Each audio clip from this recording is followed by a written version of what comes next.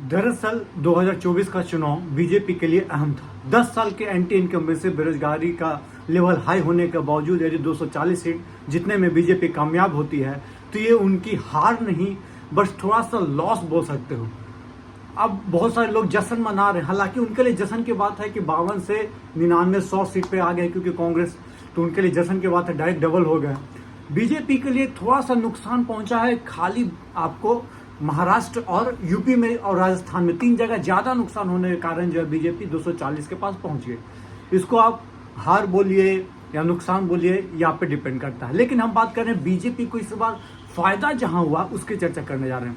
दरअसल बीजेपी को फायदा जो हुआ है वो स्टेट के बारे में बात करेंगे। उड़ीसा में भारी गेन हुआ है, बहुत ज्यादा फायदा हुआ। पहला उड़ीसा, तेलंगाना में, आंध्र प्रदेश में, केरला में भी भाई साहब खाता खुल गया है। तो इस पर चर्चा करना अति आवश्यक है, क्योंकि भाई उड़ीसा में पिछली बार 8 सीट जीती थी, इस बार 20 सीट के पास पहुंच गई। उड़ीसा में सरकार भी बना लिया, 78 सीट जीतने के साथ ही नवीन पटनायक का जो एक तरफा राज था उनको खत्म कर दिया।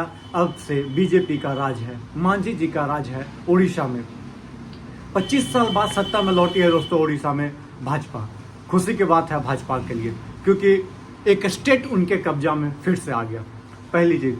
दूसरी बात हम लोग कर रहे हैं, तेलंगाना की बात करते हैं। दरअसल तेलंगाना में पिछली बार महज 3 सीट या 4 सीट ही जीती थी, इस बार 4 से 8 पे पहुंच गई, मतलब कि डायरेक्ट डबल हो गए। वहीं पे बीआरएस 0 पे पहुंच गई। तो तेलंगाना, उड़ीसा, ईस्टर्न और सदर्न स्टेट में इनकी गेन के कारण ही 240 हो गई। उसके यदि वो नहीं पहुंचता, उड़ीसा में 20 ना होकर 15 पे पहुंच गए होते, 18, 15 या 12 पे रहते, तो समझिए कि स्थिति गड़बड़ा कर बहुत ज़्यादा नाजुक हालत में हो गई होती।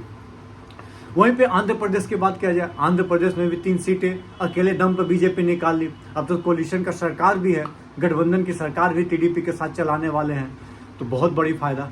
केरला में वहीं 1 सीट जीती है, वहां भी फायदा है। अब बात करते हैं मध्य प्रदेश में, छिंदवाड़ा को इन लोग बहुत दिन से टारगेट किए हुए थे, छिंदवाड़ा कैसे जीतना है, कैसे जीतना है, कैसे जीतना है, और एट लास्ट जीत ही गए। छिंदवाड़ा को टारगेट किया, छिंदवाड़ा जीत गया। छिंदवाड़ा जो है कमलनाथ के गढ़ को उन्होंने ध्वस्त कर दिया।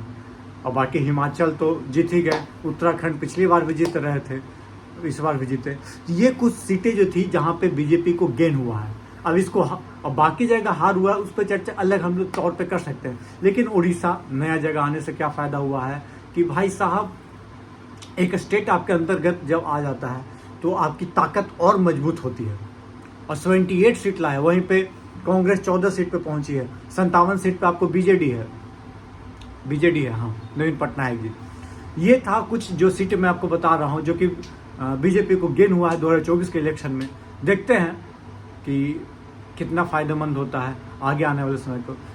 तीसरा टर्म में 240 सीट लाना ये आम बात नहीं है, ये मानना पड़ेगा। भले ही जैसे भी हो हार, अब कुछ लोग जिसको जीत के तौर पर सेलिब्रेट कर रहे हैं अपोजिशन वाले, बिल्कुल जीत के, क्योंकि एक्सपेक्टेशन बहुत ज़्यादा हाई था।